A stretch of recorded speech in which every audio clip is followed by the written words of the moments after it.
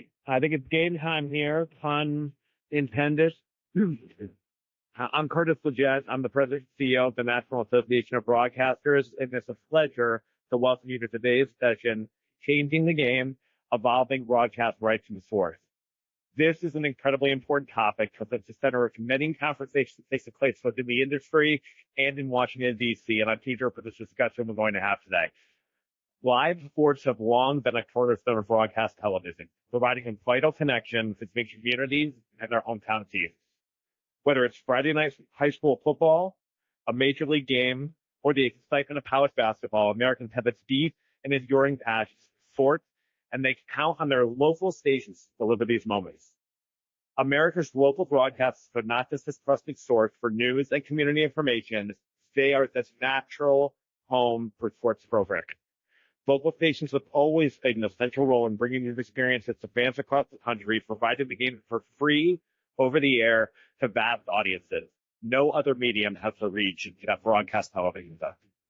But today, a quickly evolving media landscape is presenting both opportunities and challenges to sports programmers.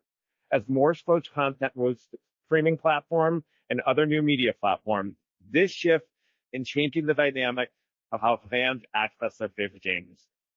And as broadcasters, we want to ensure that live sports programming remains top of mind for us and that we're part of the conversations that take place about the future of sports media rights.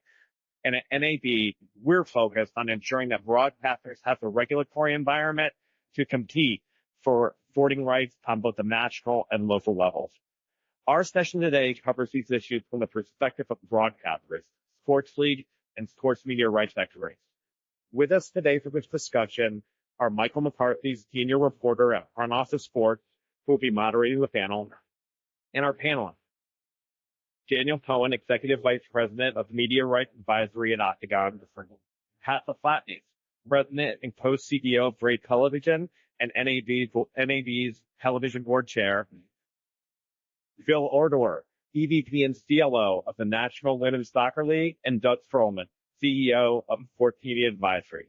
Thank you all for joining us today, and thank you to our panelists for what I'm sure is going to be a great conversation. And now I'll hand it over to Mike, sir. Let's give them a round of applause.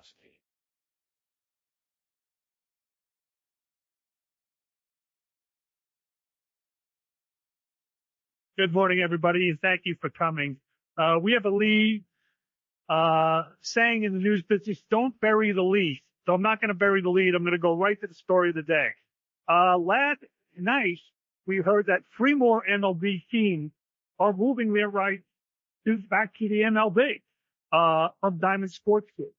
And it's just the latest shift in the direction of rights moving between streamers and local teams and the league itself. So let's start with that big question. Doug, what do you think of this move last night? And in time about this migration of now as little as 6 clubs to the MLB platform, it's the progression is something that Commissioner Manfred has been very focused on for some time. His real benefit is centralizing those local rights.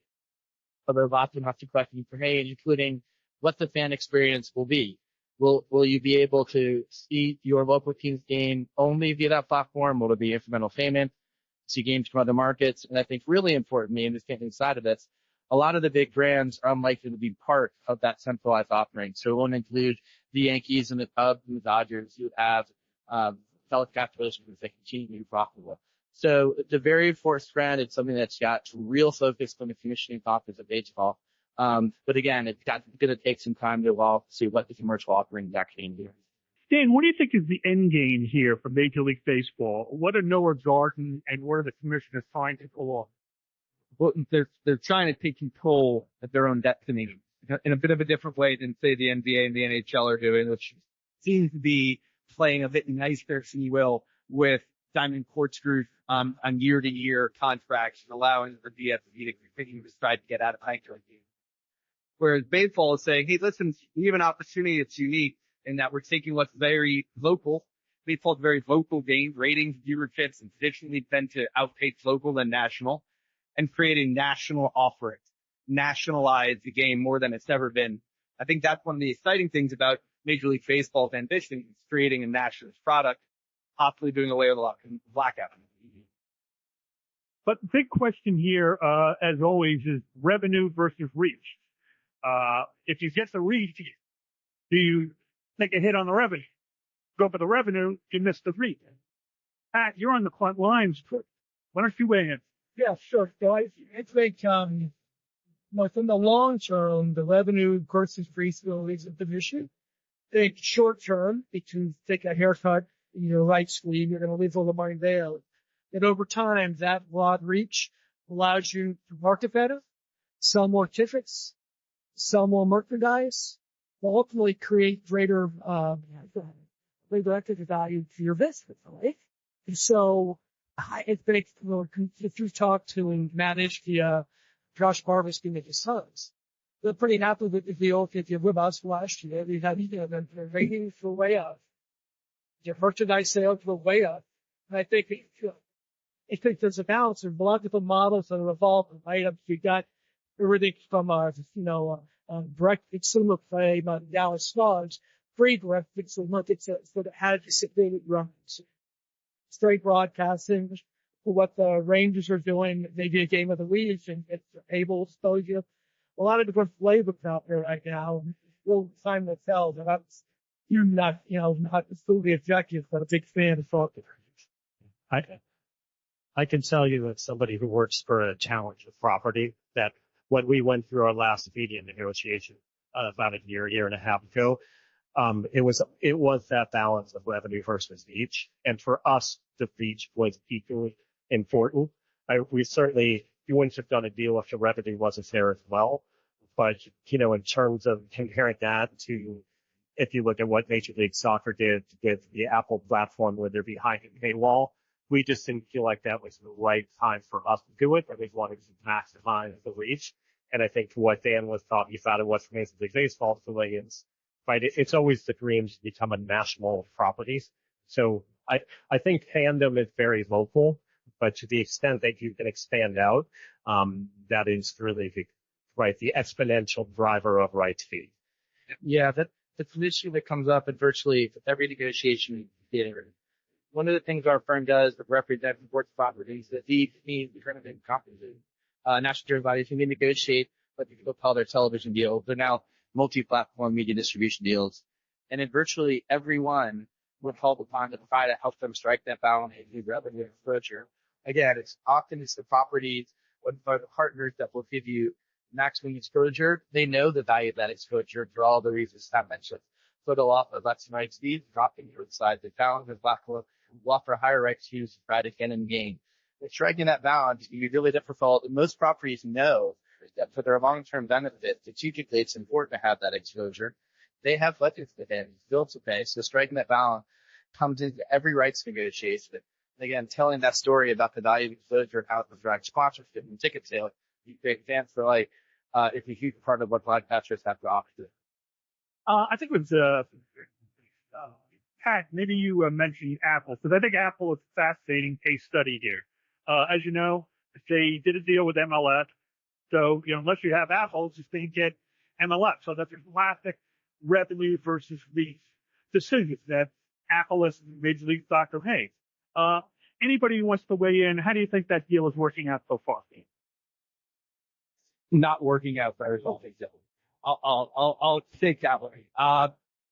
They could revenue as a reach. Now, to clarify one point, they did carve out a game at least on the box there. Right. So there is some ability to fill, at Octagon, we represent brand, talent, negotiation, media rights deal. Ours, we've got 13 clients that are brand clients, sponsors of Major League Soccer, and they struggle with trying to find the right balance of media exposure in this Apple deal versus putting some of their budget into experience on-site activity, digital, social activity. There's just not getting the data back to Apple, nor would the data suggest that they're reaching any sort of mass audience in the deal. Bill, I'd love to get your take on this as a challenger brand. Did these MLS teams have enough fan passion and fan dedication to make this sort of jump compared to, say, college football? Well, you certainly can't compare it to college football. It's a completely different world. I think it goes back to what I was saying before, which is we looked at those streaming only type options, say whether paywall makes sense, and we didn't think it did. MLS is a little further along. I think certainly the Messi effect helps. And if you look at it from Apple's perspective, I think they're actually pleased with the field of Jake Frog. But look, it's still early days in the deal. So I mean, I don't think Dan's wrong in saying that it's not been a success yet, but it's a long-term 10-year deal and they're still building. And the hope is that, see that and God knows where this whole landscape is going anyway. When they started the discussion about the RFNs, and I don't think anybody would have thought 5 years ago that we'd be looking at that world completely cratered. So I think it's a little too early to say for sure. Like, is it working or is it not working? It sort of depends on what you're judging it based on. That's a very good point. The Apple company that thinks long term. Pat, I want to get you in here. What do you think? So, but I saw that, and I don't have any information working for it's not. I just, I was kind of gasped when I saw it. There's nothing there. It looked different.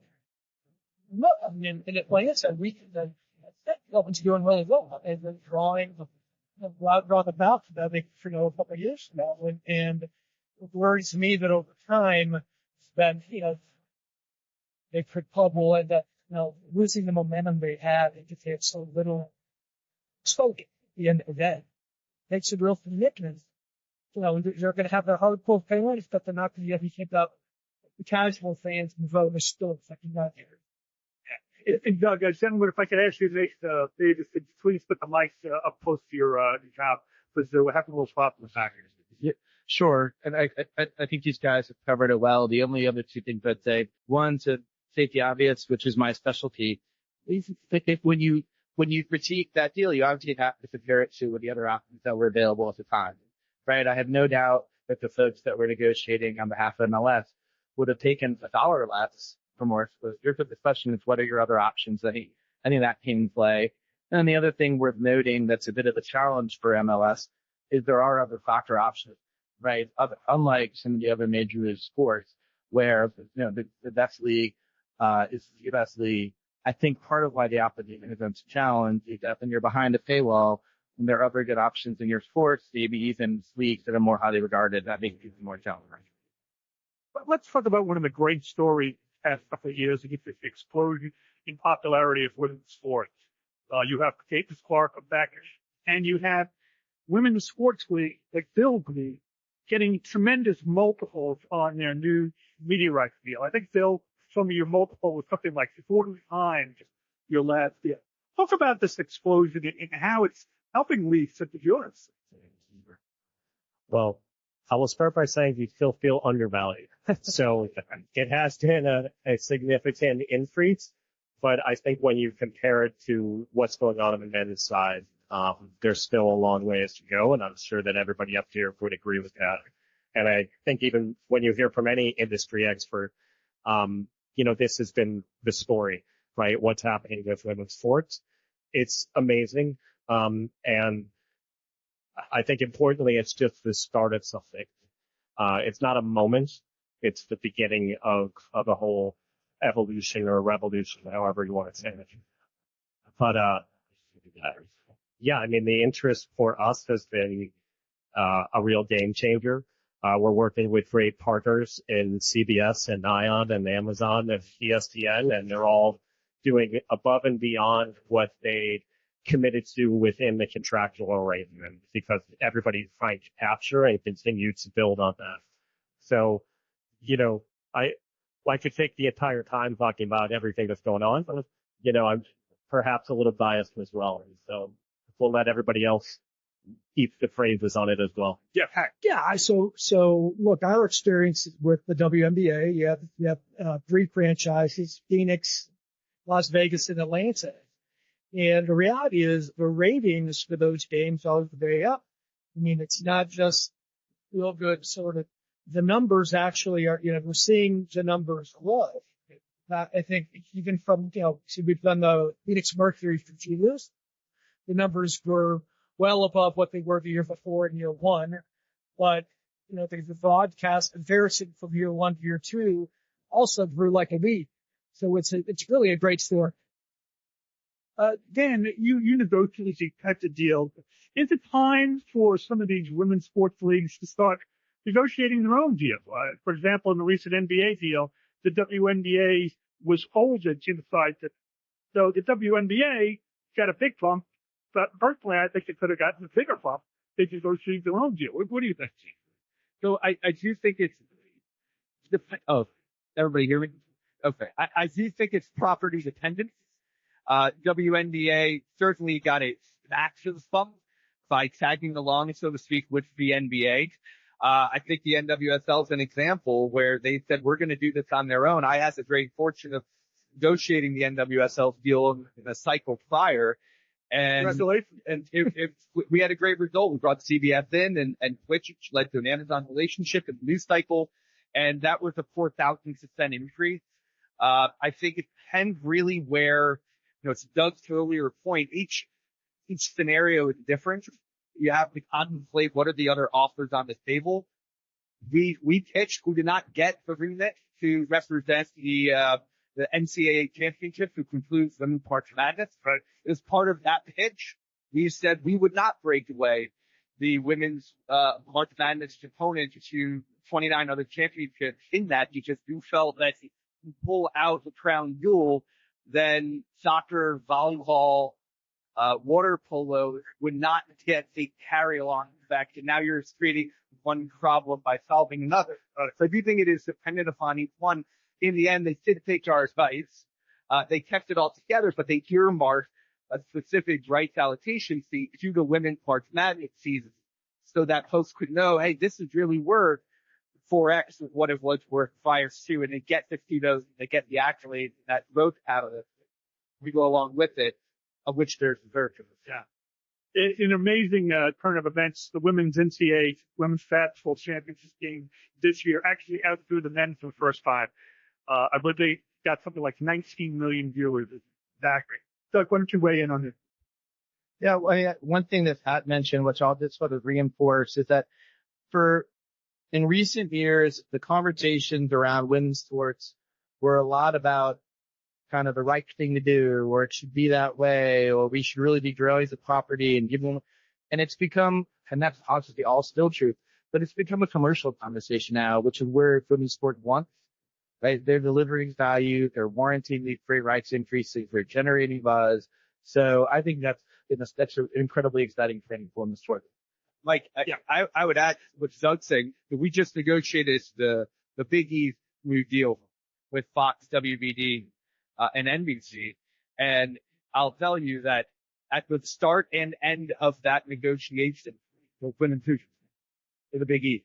And everybody knows Big East is a powerful DuPont brand, but they were talking about women's basketball as a whole. How do we get more of that? How do we produce at a higher split, higher caliber women's basketball matchup? We sold out, as I mentioned this story. We're still left with 30 basketball games that we need to find hope for on the men's side. I think that Doug's point is a really key point here, which is it is not a charitable endeavor anymore. Everybody who's making the investment in the NWSL is looking at it as standing on its own as that level of investment. And it may not be a media specific conversation, but it helps our business compared to our competitors, which are around the world, where most of those leagues or teams are affiliated with the men's side. The fact that we are not is something that really stands us up on our own. I am sure that will pay the major dividends going on. With that said, if we had an NBA F-type entity that we would have written the coattails on for a $1 billion deal, we would have been happy to do that. So, it's where you are in your life cycle as well, but recognize that everybody's going to be standing on their own today. All we've been talking about, reading about the past couple of years, the decline and fall of the cable bundle, and local sports rights, moving back to broadcast TV like they used to be in the 80s and 90s. Pat, you're literally on the front line of it. Tell us what you think. Yeah, so I think how the Diamond situation has a lot to do with it. I mean, it's created some opportunities for local broadcast. And so we obviously, we know we have a good product. You do go back to the 90s. By the way, I go back to the 90s. Back in the 90s, one of my primary sort of responsibilities at Raycom Sports was doing distribution of college football and basketball games. And the ratings back then, it wasn't just college. It was, the Tribune stations had, football, had baseball, basketball, and hockey in New York, Chicago, and LA. And had, WKBD in Detroit, and WAV in Cleveland. And it was all up there. And the ratings were enormous. And then moved into this world where, also the migrating cable, and it's great for a while. Now, over time, like the distribution there is diminished. And look, the value prop, we talked about this earlier, is, when you can reach 90% of the market according to Flirton, that's the game changer for any kind of product, right? Including this mentioned. So that's what we're seeing. I think, again, there's differing sort of approaches from the leagues, right? I think you have the NBA probably leaning into the broadcast as opposed to in the MLB, certainly. I think there's been some broadcast through the NHL. So we're excited. I think there'll be more opportunity in the future. Well, the risk of sounding like a broken record, I think what we're talking about is recalibrating at revenue exposure calculus, right? So again, when you go all the way back, broadcast had so much more exposure than cable that properties were really uncomfortable putting their best content on cable. Then cable began to emerge, got further and further penetration, and they offered bigger dollars. Ultimately, the combination of dollars and distribution that was closer made those deals make sense for these teams and other properties. So you saw the mass migration to cable.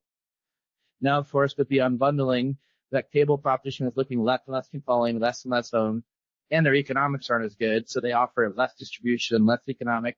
So you have the migration back on the broadcast. And so it's constantly moving back and forth. And you could really assess any of these streaming deals we talked about in the same way.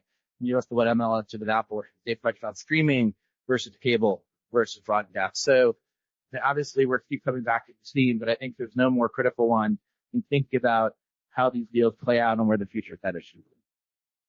Dan, is this good to the team for older, more mature sports fans like me to see their local teams on broadcast television, free over the air? Like I was growing up, I could see, the Mets on Channel 9 or the Yankees on Channel 11. Is that a positive? Well, I'll start by saying, and no offense, you're not the sport demo their teams are trying to go after, Michael. They do want those 18 to 34-year-olds. But that said, yeah, I think what Doug and Pat were saying, there's pros and cons on both sides. If you want that massive reach. You mentioned the Cleveland Guardians this morning. They're going from 1.1 million homes to 1.4 million homes. Excuse me, to 4.1 million homes. Minnesota Twins, they're going from 1.4 to 4.8 million homes. So the reach is tremendous. And from a fan's perspective, to be able to get those games free over the air is a win. From a team perspective, I am concerned as we represent some of the top NBA, MLB, NHL players. I am concerned about how the economics will trickle down to the player side of things, where we're traditionally used to players getting paid very handsomely and having 50-50, so much so rev shares with the Players Association. When you're going from an $80 million a year contract guarantees from Diamond Sports Group down to a $30 million a year contract where your streaming rights are now brought in-house, your costs have gone up, the upfront cost of setting up that D2C is expensive. Then you're getting a rights fee check, but you're on an ad revenue share basis for that upside fee. You got to hustle on that side. You have traditional sponsorship sales folks that know how to sell maybe jersey patches, the signage, the selling media in partnership with their local OTA. That's a new challenge. It's a short-term challenge that salespeople need to figure out. So I think Pat said it earlier. Long-term, it will find a way to work its way out. Short-term, I am concerned that there'll be some challenges on the economic side. Every Major League Baseball team that has a Diamond Sports Group deal counts that local media right somewhere between 32 and 56% of their total local revenue before they get the national redistribution deal. It's a lot of money going out the door that they need to try and find a way to make up in. He makes a great point about fans. I just did an interview with Gibby for ESPN. He said the thing that keeps him up at night is how to attract younger fans. Sport has the older fans. They just don't have the younger fans who are getting their highlights on TikTok and whatever. Bill, from a league perspective, what is your ideal audience that you're facing? I don't think it's different than what the media partners are chasing. I mean, it is that younger 18 to 34 demographic is the key one by which you're judged. We welcome, of course, fans of all ages, and when you're talking about how you're marketing to that younger crew. But look, I think you're looking at it from a very traditional sports perspective. Our fan base does skew a lot younger for soccer. If you go to the extreme sports, like they don't have an issue drawing in that younger fans. But yes, if you look at baseball, right, I think the average fan age is like 57 or something like that. But yeah, it's always the focus of looking to the next generation, but keeping what you have as well. Yeah. But the ones that you have, you sort of have to do a little less maintenance on than the ones you're looking to acquire. Pat? I just went blank through the question again. Attracting younger fans. Yeah. A lot of the leagues and TV executives say this is the one issue that keeps them up at night. Yeah. I think the NBA's done a great job of it. First off, I think that I also think that it's it's like the old McDonald's story, right? You get them young and you have a long life. I'll be your client for a long time. I think it's a smart strategy, but I don't think we want to ignore guys like you and me. You've been there forever. So from our perspective, we have, large industries with a very broad audience. We'll probably skew a little older than some other media, but at the end of the day, if it's spring, we'll attract a broad audience of every age. Yeah, this is another topic that we spend a ton of time talking with our clients about and working with them on, which is how to engage those younger audiences because their consumption habits are very different, right? There's an infinite number of things competing for their time, and they tend to have shorter attention spans. So a phrase that someone used once that I've stolen is you have to be concerned about young people following sports but not watching. Right? Because there's so many more ways now than ever to engage with a sport, right? You follow them on social media. You can see every highlight that you want to see. Or if you're interested in individual stars, you can see what they were to the game and what music they listen to. The NFL has done a spectacular job making it a year-round sport where the draft is an event and schedule release is an event and every training camp is an event. So you can engage all day, right? Or throughout the year. But will you sit and watch a 3-hour window of content? Because that's where the best economics are. So that's something that we, on behalf of our clients and with their media partners, think about all the time is how we can ensure that they're engaged in ways that can be monetized, candidly, because that's the engine that's driving so much of the industry. That's a great point. Are they just following your team or league, but not watching the game? But watch how we all make money here. But that is a great point. The Red Zone. Who here watches the Red Zone? But once you get addicted to it, you can't step away. Scott Hansen has to be great anchors too. But I think it was Doug. You mentioned the lawsuits involving Simon. Now we have this matching right lawsuits involving the NBA, TNT. If you're negotiating deals, Dan, do you have to be F. Daily these days? You need the high price attorney in the meeting room with you? You do. Well, it's just a mirror and a reflection of how significant these deals are to the media companies and to the leagues themselves. They've truly become the lifeblood for local teams, for leagues, and nothing aggregates an audience just like live sports. So we see that in the top 100 telecasts year after year after year. It happens to be that the NFL 95 affiliates, but it's sports. And so these media contracts, it's so lucrative. We're talking tens of billions of dollars, that when you lose one or you lose a few of them or a package, it becomes quite acrimonious. So what we talked about in negotiating some of these contracts is flexibility. When we say flexibility, we mean trying to future-proof where our rights allowed to go and what you can do with them. When you look at ESPN, a lot of the deals, look at the USTA, their most recent deal, right? So USTA said, hey, ESPNs, we'll take production off your hands. We'll take that cost down, but we're also going to grant you the right to be able to do simulcast and whip around shows and put more of our content on ESPN's new direct-to-consumer flagship, as well as ESPN Plus. You potentially extend the tournament, have those rights baked in. And so there's a lot of flexibility that you need to have as a chief partner with its limits that allow for media companies to make money off the content that they're paying you a large sum for. You're making a great point. These rights are often existential right for a media company, and losing them to be a disaster.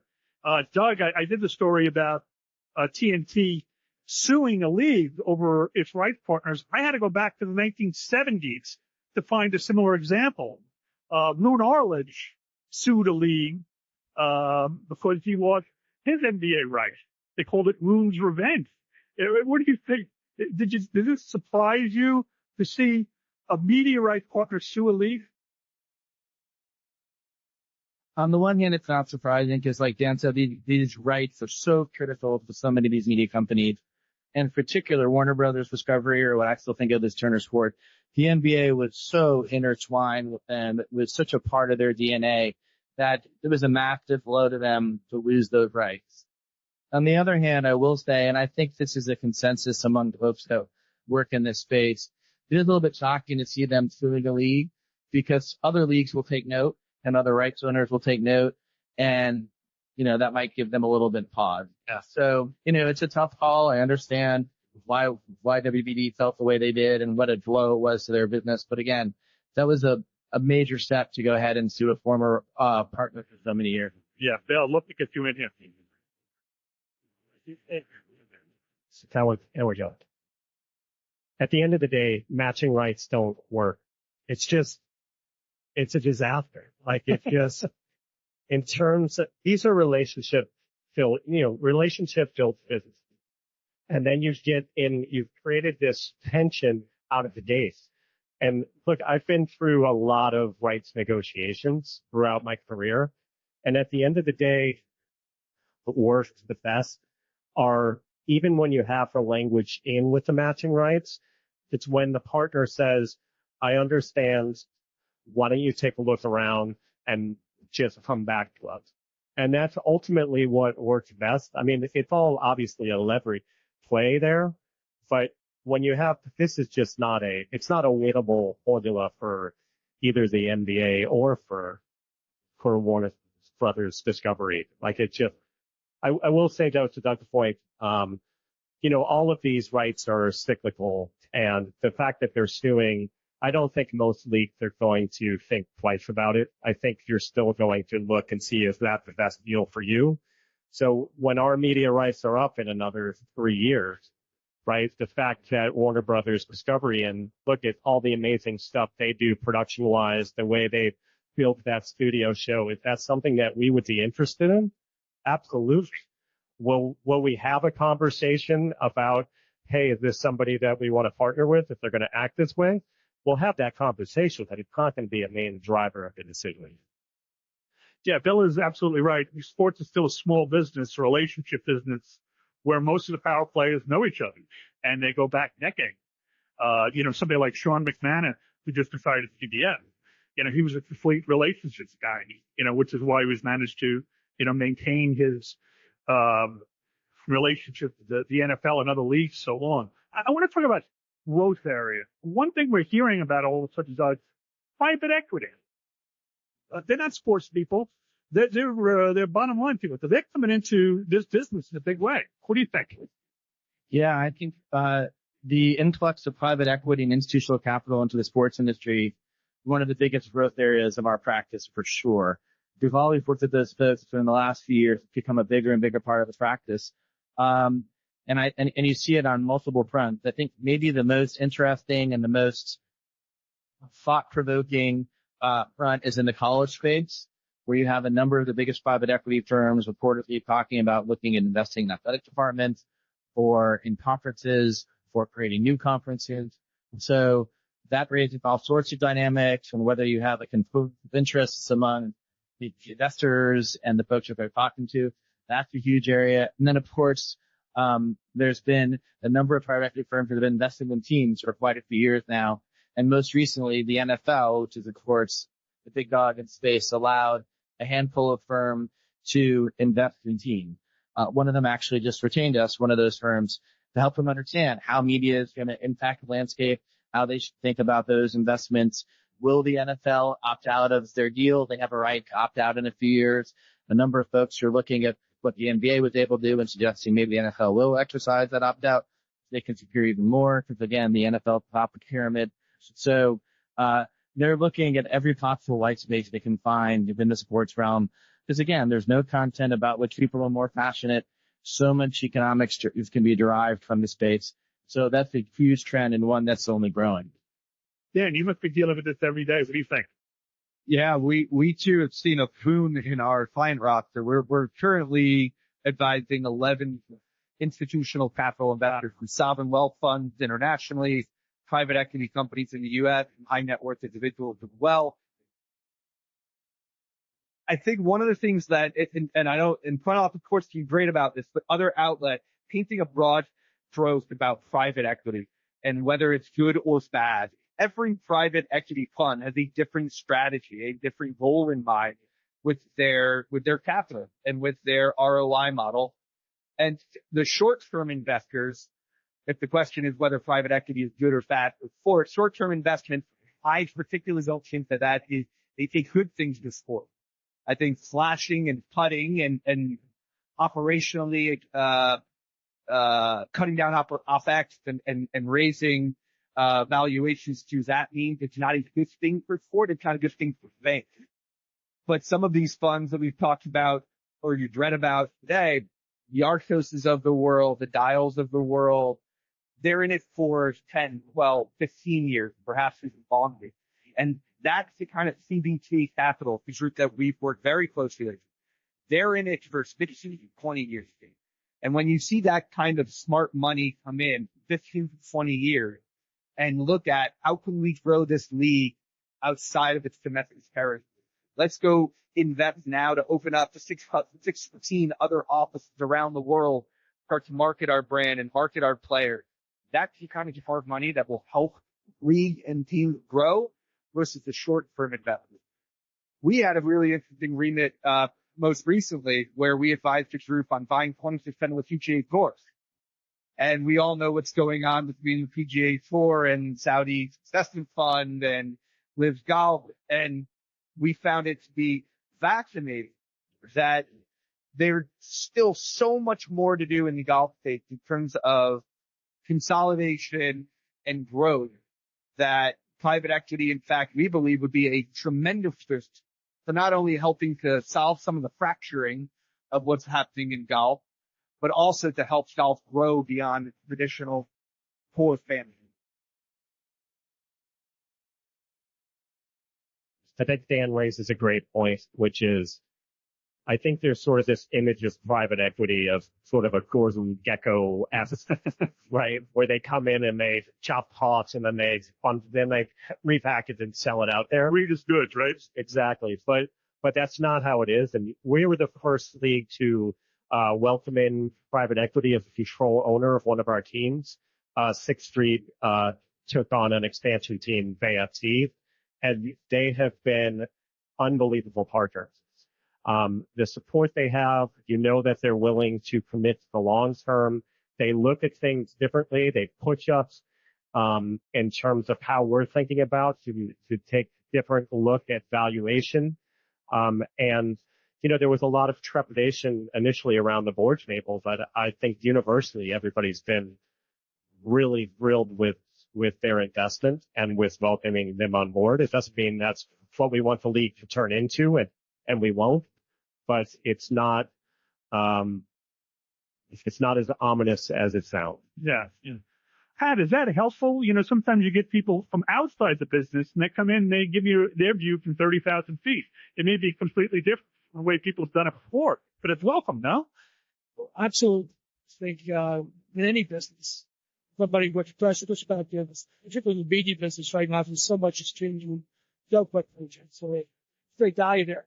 And also add just this whole conversation session. That's the value of sports again, right? I mean, the fact that private equity wants in and then the college side, I can see the more. And I can remember, this goes back probably around 2000, 2000, Wayne Heisinger, who was the blockbuster guy and waste management guy, tried to put together a national championship game, even with a lot of money. He got NACSA and it's a series of meetings that never materialized, although the blockbuster goal did back in the early 2000s. Except for police time, that's really the Super.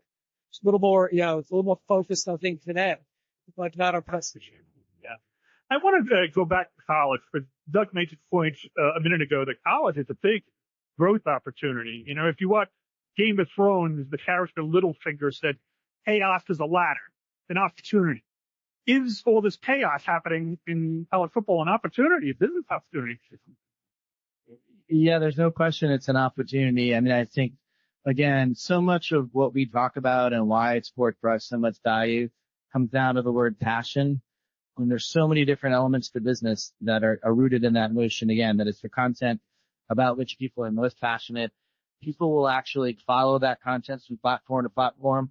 So a lot of the things we've been talking about, from broadcast to cable to streaming back to broadcast, part of the value is that these rights are strategic, again, and they drive an element. College sports is certainly near the top of the pyramid in that regard. It's something about which we're so much passion. So there is chaos, but again, from that will evolve opportunity, because I think so many of the top tier college elements are still undervalued. Now, it doesn't mean that everyone will benefit from that chaos, right? That chaos may yield a result for the coalescence of some of the top properties, and that may not leave everybody in a better position than they are today. So it's not an opportunity across the board. But I think, broadly speaking, there's definitely opportunities for new model that will serve a lot of folks well. And And Doug said it well. We advise currently 6 FBS and FCS conferences, and Doug's point, we see, working with the upper echelon of some of the power core down to FCS, and it's becoming a mirror of greater society, unfortunately, where there's the bifurcation or the delta between the haves and the have-nots is widening. And that is creating an opportunity for some of the smaller conferences to say, hey, how do we distribute our content differently? We were working with Conference USA, and they're a group of 5, somewhere in the middle, trying to find their own way and make their own relevance. And we said, well, you know what? Why don't you play midweek college football, separate from what Mac does? Brand it, bring on sponsors, get your campuses to be really excited about after the library at 7:00 tonight. We've got, like last night, Liberty and FIU playing on ESPN2. Those types of opportunities to get that exposure would have never happened if some of these smaller conferences, like Conference USA, did things creatively differently, buy into some of our strategy, say, we're going to approach our scheduling, our format, our distribution partners, our production, all in a very different way.